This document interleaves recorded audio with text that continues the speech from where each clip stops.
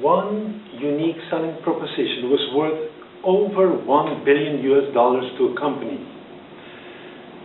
I think it's time for you to have yours.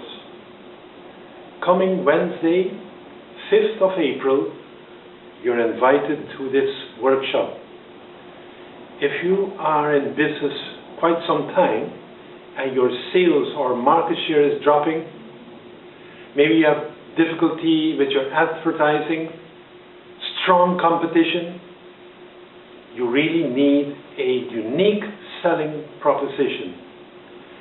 Or maybe you are a startup entrepreneur or planning to start your business. You want to improve your market position. You need a specific, unique selling proposition.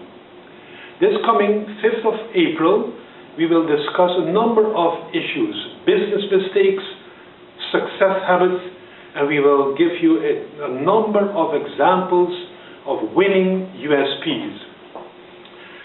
Be sure to be there. Wednesday, April 5th, 6 steps to your unique selling proposition. Without one, you could be in for a disaster. So be there, 5th of April.